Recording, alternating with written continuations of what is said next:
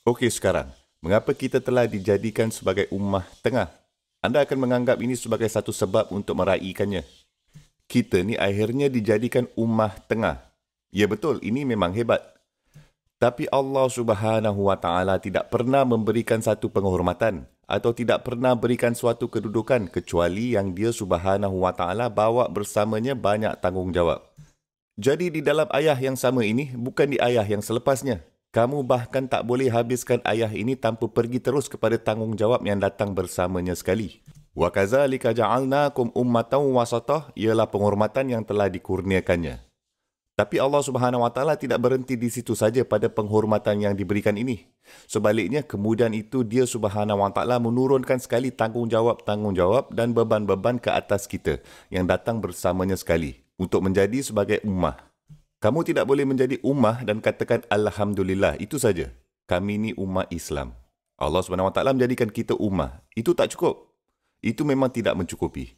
Dan by the way, jika itu je sudah cukup, kamu tak lain tak bukan seperti Bani Israel je, yang telah mengatakan kami adalah ummah yang telah dipilih. Itu sudah cukup bagi kami. Kita tidak perlu mengambil apa-apa tanggungjawab pun kerana kita sudah dapat boarding pass masuk jannah. Kita semua dah set. Faham?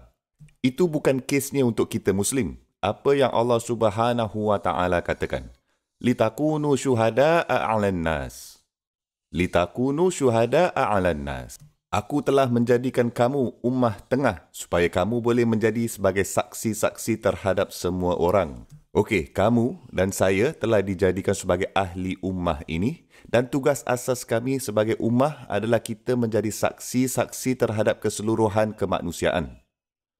Anda tahu apakah maksudnya itu? Ia bermaksud kita membawa Islam semasa kita membuka mulut. Dan kita bawa Islam dengan watak dan akhlak kita. Cara kita jalankan perniagaan dengan orang. Jiran yang macam mana kita ini. Cara kita melintasi jalan. Cara kita berbalas cakap dengan orang. Cara kita menangani kejahilan. Kita sentiasa sedang menjadi saksi terhadap kemanusiaan. Bahawa ini adalah dimaksudkan sebagai seorang Islam. Okey, rakan sekerja anda akan pergi ke parti. Mereka akan ke bar untuk minum dan anda akan mengatakan tidak, tak mahu. Dan anda akan menasihati mereka untuk menentangnya juga. Ini tak baik. Saya tahu anda bukan Muslim tetapi ia masih tidak baik untuk anda. Maksud saya Allah Subhanahu Wa Taala memberikan kita penghormatan ini untuk berkhidmat kepada kemanusiaan. Kita bukan di sini hanya menjaga kebaikan ummah saja.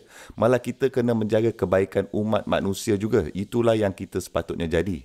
Kamu sepatutnya menjadi saksi terhadap orang-orang tentang apa sebenarnya kebenaran ini. Tapi jika anda dan saya, jika Islam kita, jika dedikasi kita pada Allah Subhanahu Wa Taala tidak dapat melepasi 4 tembok dari dalam masjid ini, jika kita manusia yang berbeza di luar sana, dan kita manusia yang berbeza dalam masjid ini, dan anda tidak akan dapat mengenali orang yang sama itu di luar, anda akan seperti, itu orang yang sama dalam masjid ke itu? Ya ke?